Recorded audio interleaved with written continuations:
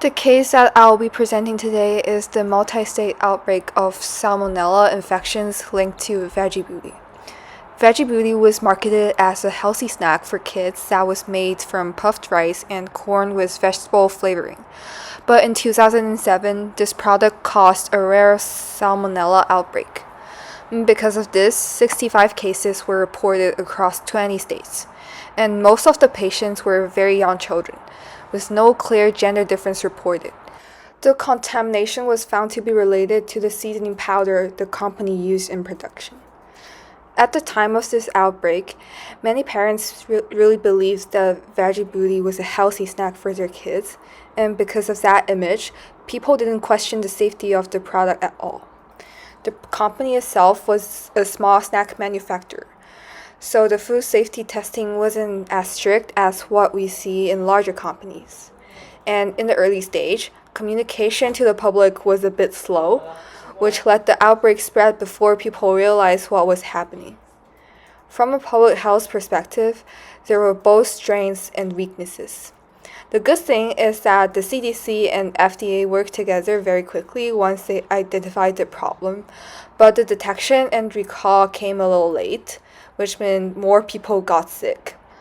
The outbreak also showed an opportunity to improve national surveillance systems like PubHlth, but it created a threat too. Many people started losing trust in so-called healthy food brands. Earlier, I mentioned that the contamination came from the seasoning powder, but the deeper issue was how it went unnoticed.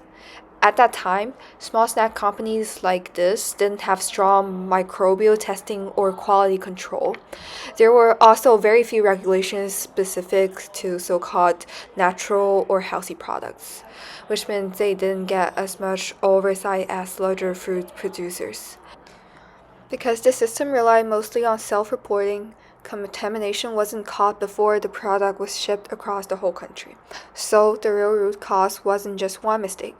It was the lack of preventive control in the whole process. Two major alternatives can prevent similar outbreaks. The first one is HACCP, a preventive system that controls critical points in production before contamination happens. The second one is microbial batch testing, which checks every batch right before distribution process. And by using the social ecological model, we can see that each approach affects different levels of the society. Individually, HACCP reduces the risk of exposure without requiring consumer action, while batch testing depends on people recognizing recall alerts and choosing safe products. At the organizational level, HACCP demands major training and facility changes, whereas batch testing mainly adds a final quality checkpoint. Within communities, HACCP is monitored through local inspectors, and batch testing strengthens laboratory collaboration between states. And at the policy level, both require federal support. But HACCP needs strict standards and audits, while batch testing needs funding for equipment and data systems. Overall, HACCP prevents problems at the source, and batch testing catches what escapes the prevention. Based on previous analysis, both prevention and detection are essential, but if we want long-term progress, two priorities stand out.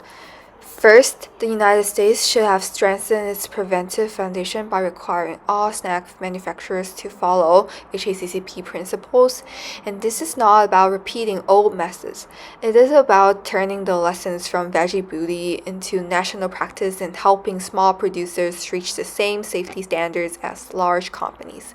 And the second, the country needs to improve communication and transparency. Outbreaks spread quickly, and public information often comes too late. A national alert system and clearer reporting channels between the CDC, FDA, and local health departments can rebuild public trust and reduce confusion during recalls. And these two recommendations shift the focus from reacting to outbreaks to preventing them and keeping the public informed before problems grow larger. For the action plan, I chose to focus on creating a national recall and communication system. The main goal is to make sure recall alerts reach families quickly and directly. And the first activity is to develop a shared online and mobile platform that can send recall notifications to consumers in real time. Then, the system needs to connect FDA and CDC databases with state and local health departments so that information flows smoothly across all levels. Schools, grocery chains, and social media platforms can also play a key role by helping share these alerts with parents and communities. In terms of responsibilities, the FDA and CDC would design and manage the platform, while state health departments coordinate local communication. The timeline would be about a year, 3 months for the platform design, another 3 months for integration with partners, and 6 more months for public outreach and staff training. After 1 year, the system should be evaluated and approved for long-term use. When comparing this case to another country, a similar outbreak occurred in 2022 when Ferrero's Kinder chocolate products were contaminated with Salmonella across Europe and the UK. The European Food Safety Authority and the UK Food Standards Agency acted quickly by recalling the products and publishing detailed updates online. This response was faster and more transparent than what happened in the Veggie booty case in the US, where communication was much slower at first. Both outbreaks involved children's snacks and showed how essential prevention, testing, and communication are to protect public health. And in my opinion, food safety isn't just about regulation, it's about honesty and cooperation. When companies and health agencies share information early, fewer people will get sick, and public trust grows stronger. And those are the references. That's all for today. Thank you for listening.